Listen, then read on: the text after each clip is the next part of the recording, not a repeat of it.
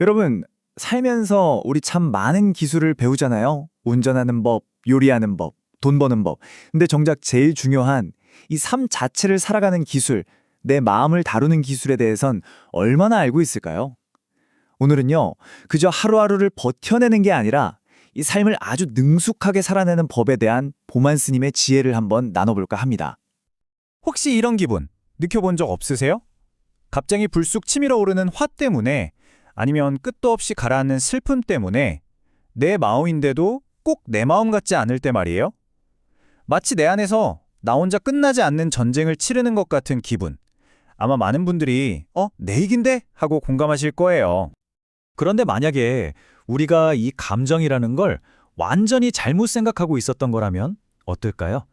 보만 스님은 바로 이 지점에서 아주 중요한 이야기를 하세요.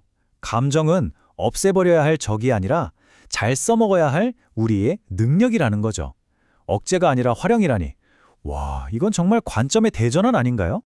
자, 그럼 감정을 활용한다는 게 대체 무슨 뜻일까요? 이 새로운 관점을 제대로 이해하기 위해서 보만 스님이 드는 비유가 하나 있는데 이게 정말 기가 막힙니다. 한번 같이 보시죠. 우리의 본래 모습은요, 이 그림처럼 깊고 고요한 호수 같다고 한번 생각해 보세요.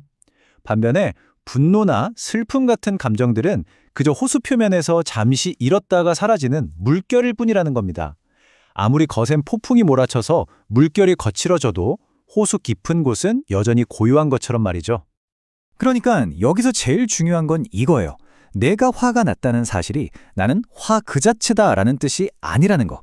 화는 그냥 스쳐 지나가는 일시적인 반응일 뿐 결코 내 존재 자체를 정의할 수는 없다는 거죠. 좋아요.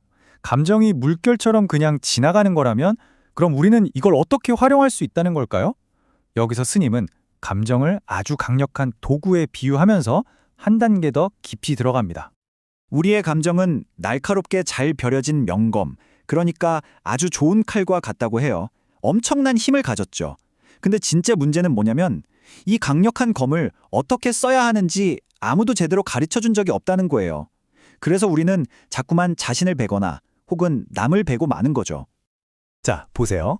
우리가 감정이라는 검을 다루는 방식이 딱 세 단계로 나뉜다는 거예요.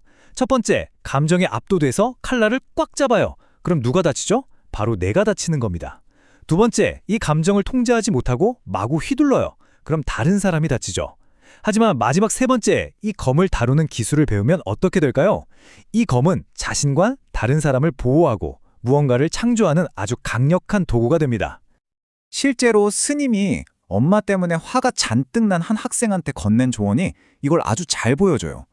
너의 그 화를 엄마한테 쓰지 말고 세상의 부조리를 바꾸는데 한번 써보는 건 어떻겠니? 개인적인 짜증에 머물던 분노의 에너지를 세상을 더 나은 곳으로 만드는 아주 거대한 동력으로 바꿔주신 거죠. 대단하죠? 자, 이렇게 감정을 에너지로 전환하는 법을 배우는 건요, 단순히 개인의 문제에서 그치지 않아요.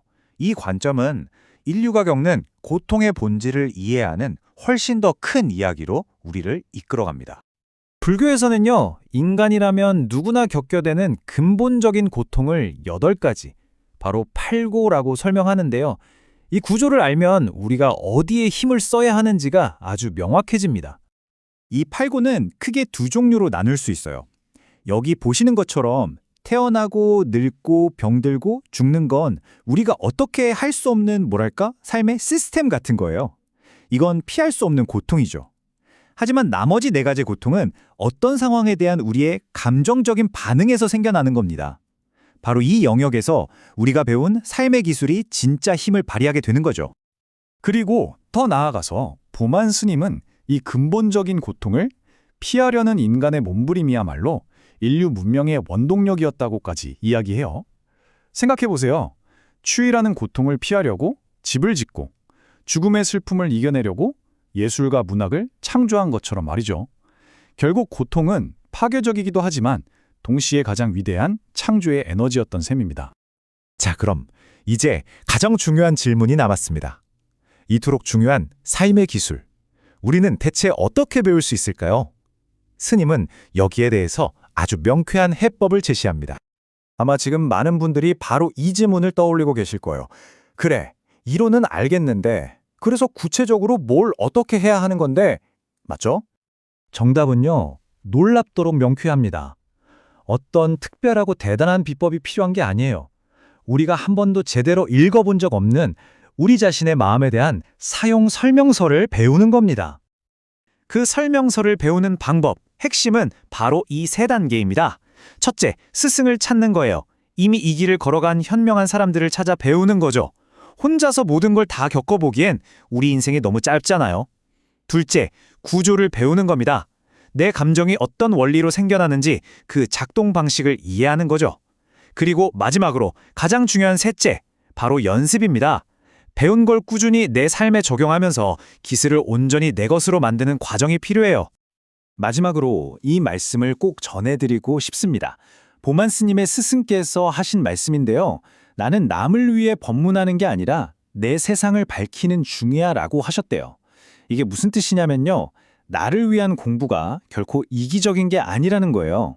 내 세상이, 내 마음이 먼저 밝아지면 그 빛이 자연스럽게 주변으로 퍼져나가게 되니까요. 결국 세상을 바꾸는 가장 확실한 시작점은 바로 나를 바꾸는 것인 셈이죠. 여러분은 오늘 당신의 세상을 어떻게 밝히시겠습니까?